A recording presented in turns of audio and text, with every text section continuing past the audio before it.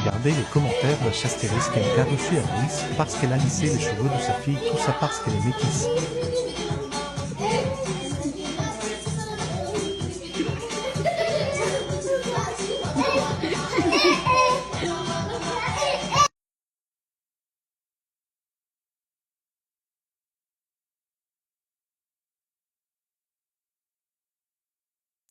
Des vidéos sur le lissage de ma fille. Donc, par où commencer? Je vais essayer de garder mon sang-froid, de respirer un coup et de pas m'énerver parce que vous me fatiguez depuis hier à vouloir percer sur les réseaux sociaux et faire des vidéos sur le lissage de ma fille. L'invitation de TPMP parce que je connais ce milieu, comment ça se passe. Je me suis pas trompée. Donc les filles qui m'ont accusé de maltraitance et de racisme m'ont bloqué, donc je peux pas voir les stories, mais l'une d'entre elles est invitée à TPMP ce soir. Je vous ai dit quoi tout à l'heure? J'ai décliné l'invitation de TPMP parce que je connais ce milieu, comment ça se passe. Je me suis pas trompée. Donc les filles qui m'ont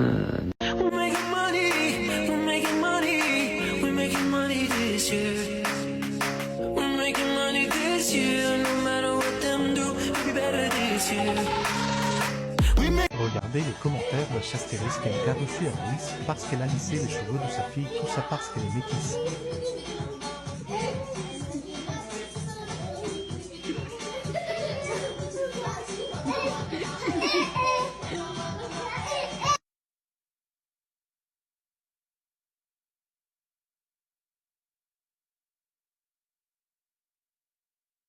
Anaïs est très énervée contre une tiktokeuse qui a Astérisque sa fille parce qu'elle est métisse. Anaïs porte plainte contre elle. Je m'en fous, mais là ça touche mon enfant. J'espère vraiment du fond de mon cœur que Casey, ça ne l'a pas atteint, que personne ne lui a rien dit à l'école. Et j'en passe parce que ma fille est une hypersensible, tu connais pas ma vie, tu connais pas la vie de ma fille, tu as voulu t'amuser, tu as voulu jouer dans ce terrain, que tu mènes ton combat, que tu veux de la bienveillance comme tu le dis, pourquoi tu parles de moi? Pourquoi tu montres l'exemple de ma fille? Tu savais très bien ce que tu faisais, du haut de tes 40 ans, parce que tu n'as rien à faire apparemment, à part faire des vidéos toute la journée sur TikTok. Maintenant, comme je t'ai dit, je vais pas te lâcher parce que je vais aller au bout. Là, ça touche mon enfant. Tu dis clairement que j'ai fait un enfant métis parce que ça fait beau, c'est instagrammable. Voilà, ça veut dire quoi? Tu vas en déduire quoi? Que c'est du racisme, que j'assume pas, en fait, les cheveux de ma fille parce qu'elle est métisse. Clairement, c'est ce que tu dis. Donc, parle pas chinois, n'essaye pas de te défendre, ne fais pas passer les gens qui me suivent pour des débiles parce que tu es bonne qu'à ça. La débile, c'est toi. Attaque à moi en sous. Ne paye plus comme avant. En fait, ça paye dans le sens où quand tu pars en tournage, tu gagnes bien ton argent. Tu as un bon salaire. Pas trop au début, quand tu commences la télé, même pas. Mais après, tu peux gagner un bon salaire. Mais à la fin du tournage, tu vas gagner comment ta vie? C'est pour ça que moi, à chaque fois que je croisais des nouveaux candidats sur des tournages, je leur conseillais de garder leur travail. Et tous les gens que j'ai croisés, les nouveaux candidats, ils peuvent le témoigner. Je leur ai toujours dit, gardez votre travail d'avant. Et je me rappelle qu'il y avait une personne que j'avais croisée sur un tournage que j'ai fait il y a un an plus ou moins, qui avait carrément quitté son travail sûr, avec de l'argent qui rentrait dans les poches tous les mois pour partir en tournage. Pire erreur de la vie. Vous voyez bien que tous les nouveaux candidats, ils fatiguent arriver à 100 000 abonnés. C'est fini l'époque où, avec un tournage, tu es arrivé à 400, 500 000, 1 million d'abonnés. C'est fini ça. De plus que maintenant, les placements produits, c'est mort. Parce qu'à cause de tous les scandales, Booba et machin, c'est fini les placements produits. Du coup, tu dois trouver un autre moyen de gagner ton argent après un tournage de télé-réalité. Pour moi, aujourd'hui, clairement, la télé-réalité, c'est apprendre comme une expérience de vie. C'est tout. Tu peux plus réfléchir télé-réalité égale travail. Tu peux plus voir la télé-réalité comme un moyen de gagner bien ta vie. J'ai carrément l'idée aujourd'hui que pour moi, la télé-réalité, c'est aujourd'hui une expérience que les gens qui ont déjà de l'argent de côté, ils peuvent faire. Parce que vu que tu peux plus gagner ta vie comme avant, avec la télé-réalité, tu dois avoir soit de l'argent de côté, soit tu dois être riche en tant que ta famille, etc. Mais tu peux plus voir la télé-réalité comme un moyen de gagner bien ta vie, malheureusement. Ou heureusement, hein, je sais pas. Ça, c'est la vie de chacun. Les gens qui ont vraiment bien gagné leur vie, c'est les gens qui ont commencé la télé-réalité il y a 10 ans. Jusqu'à il y a 2-3 ans, ça gagnait, tu pouvais bien gagner, plus ou moins. Il y a 2 ans, c'était un peu le début de la chute, quoi. Et la majorité des candidats qui ont bien gagné leur vie l'ont gagné parce qu'ils ont fait des placements produits pas ouf, quoi. Dropshipping et tout ça. Du coup, oui, les candidats de télé-réalité, beaucoup de candidats de télé-réalité qu'il y a aujourd'hui, qui vous montrent leur magnifique vie sur Instagram, en vrai, ils sont fauchés, quoi. Ils n'ont pas de thunes. Eh oui, je suis totalement d'accord avec toi. Fais un vœu. Le troisième enfant. Hein, rime, le troisième enfant. D'accord. Le troisième bientôt. Voilà. Un petit garçon.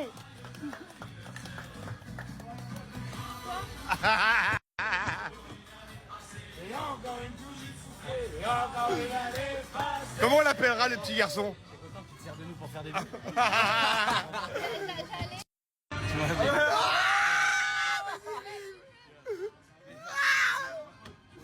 Il partage le pain perdu et tout, c'est beau.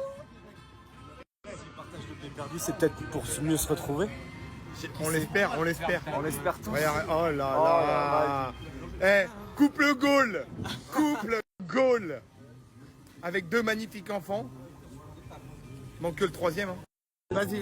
Non, mais chez les cigognes, souvent, en fait, ils ont un partenaire pour la vie. Et les cigognes, au moment de la migration, ils partent et des fois pendant des années. Et à la fin, ils se retrouvent. Ouais. Et ils se retrouvent et ils retournent avec la cigogne. Je te jure que c'est vrai. C'est vrai histoire. Elle apporte quoi? Qu'est-ce qu'elle apporte la cigogne? Un message? Non? Un enfant? Et moi, La cigogne, c'est le truc qui apporte l'enfant et normalement. moi tu m'as vu, j'ai une gueule de cigogne, moi. Ouais. Un pélican.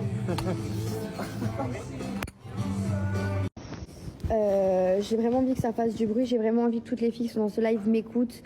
Il y a beaucoup de filles en France qui injectent sans diplôme et c'est très dangereux. S'il vous plaît, faites attention à chez qui vous faites les injections. Ça peut avoir des répercussions énormes. Même si vous ne faites pas des injections aux fesses, rien que des injections aux lèvres mal faites, ça peut nécroser. Vous pouvez perdre un bout de votre lèvre.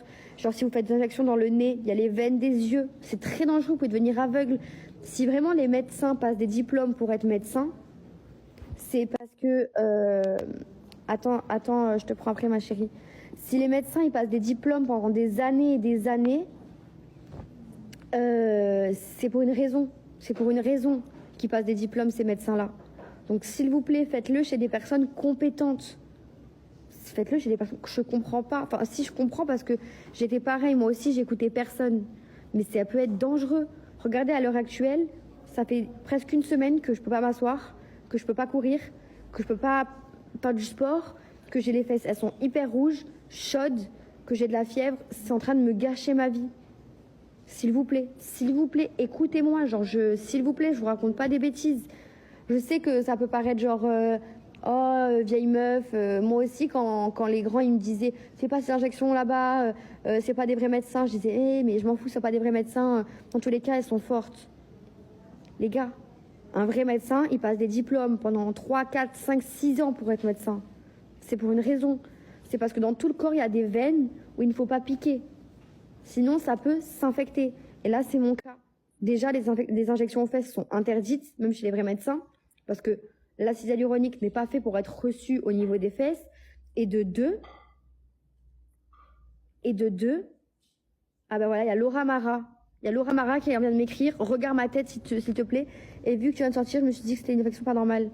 Je pense qu'elle m'envoie un message pour les injections aussi. Donc je vous disais, les vrais médecins, de base, c'est interdit, les injections aux fesses. L'acide hyaluronique, il n'est pas fait pour aller dans les fesses. Et de deux, elle a dû me piquer à un mauvais endroit et c'est pour ça que mon sang, il s'infecte. Et c'est très dangereux d'avoir le sang qui s'infecte. Donc s'il vous plaît, je sais que je peux paraître pour la meuf relou, je peux paraître pour la meuf qui casse les pieds et tout, mais c'est pour vous que je vous dis ça. C'est pour vous que je vous dis ça. 12 ans de médecin pour être chirurgien plasticien. Voilà, donc en fait, s'il y a un mec qui passe 12 ans à faire des études, c'est pas la fille qui a regardé une vidéo Instagram ou sur YouTube qui sait faire des injections. Vraiment, je vous le dis. Je l'ai fait parce que j'ai pas voulu écouter mes parents. Je l'ai fait parce que j'ai pas voulu écouter les filles. Je l'ai fait parce que j'ai pas voulu écouter Laurine. Je l'ai fait parce qu'à ce moment-là, j'en faisais qu'à ma tête et je voulais avoir des grosses fesses, tout simplement. Sauf que en fait, c'était pas un vrai médecin. Donc s'il vous plaît, faites attention chez qui vous faites injecter. J'ai vraiment envie que ça fasse du bruit. J'ai vraiment envie que toutes les filles qui sont dans ce live m'écoutent. Il y a beaucoup de médecins. Parce qu'en fait, tous les médicaments qui sont assez forts pour combattre l'infection et l'inflammation, c'est interdit en étant enceinte. Du coup, on a dû trouver des alternatives qui calment l'infection tout en étant bon pour la grossesse. Vous voyez ce que je veux dire? T'as le droit de prendre des médocs enceintes? Oui, mais certains, pas tous. Il y a certains médicaments qu'on n'a pas le droit de prendre en étant enceinte. C'est trop dangereux pour le bébé, surtout en début de grossesse. Quand ça fait pas 3 mois, c'est hyper dangereux de prendre des médicaments assez forts. Donc en fait là, c'est que le problème, c'est qu'on est dans une...